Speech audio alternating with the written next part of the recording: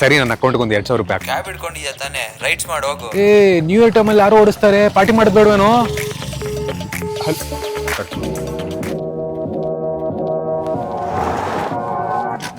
Sir payment done.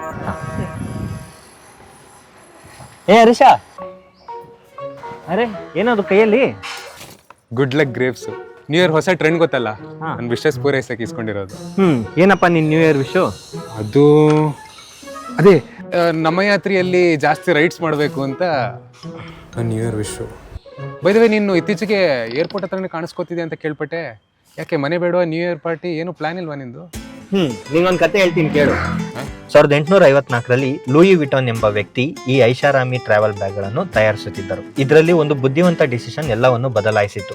ಅವರು ಶ್ರೀಮಂತರು ಪ್ರಯಾಣಿಸುವ ರೈಲ್ವೆ ನಿಲ್ದಾಣದ ಬಳಿ ತಮ್ಮ ಅಂಗಡಿಯನ್ನು ತೆರೆದರು. ಆಮೇಲೆ ಅವರು ಹಿಂದೆ ತಿರುಗೇ ನೋಡಿಲ್ಲ. ಇದರಲ್ಲಿ ನಿಂಗೆ ಏನ್ ಅರ್ಥ ಆಯ್ತು? ಕ್ಯಾಬ್ ಜೋಡಿಸೋಬಿಟ್ಟು ಬ್ಯಾಗ್ಸ್ ಮಾರಕ್ಕೆ ಶುರು ಮಾಡಬೇಕು. ಅದಲ್ಲ, ಈ ವೆಕೇಶನ್ ಟೈಮಲ್ಲಿ ಕಸ್ಟಮರ್ಸ್ ಏರ್ಪೋರ್ಟ್ಗೆ ಹೋಗೋದಕ್ಕೆ ಅಥವಾ ಅಲ್ಲಿಂದ ರಿಟರ್ನ್ ಬರೋದಕ್ಕೆ ಕ್ಯಾಬ್ನ ಜಾಸ್ತಿ ಪ್ರಿಫರ್ ಮಾಡ್ತಾರೆ. ಇದೇ ನಮಗೆ ಒಳ್ಳೆ ಆಪರ್ಚುನಿಟಿ. ಅದಕ್ಕೆ ಬೆಸ್ಟ್ ಆ್ಯಪ್ ನಮ್ಮ ಯಾತ್ರೆ. ಕಲ್ಪಿಸ್ಬೇಕಾ? ಮತ್ತೆ ನಿನ್ನ ನ್ಯೂ ಇಯರ್ ವಿಶ್? ನನ್ನ ನ್ಯೂ ಇಯರ್ ವಿಶಸ್ ಏನಾಗಿರಬೇಕು ಮತ್ತು ಅದನ್ನು ಪೂರೈಸೋಕ್ಕೆ ನಾನು ಯಾಕೆ ನಮ್ಮ ಯಾತ್ರೆ ಆ್ಯಪ್ ಯೂಸ್ ಮಾಡಬೇಕು ಅಂತ ನೀನು ಆಲ್ರೆಡಿ ಹೇಳಿದ್ಯಲ್ಲ. Happy new year.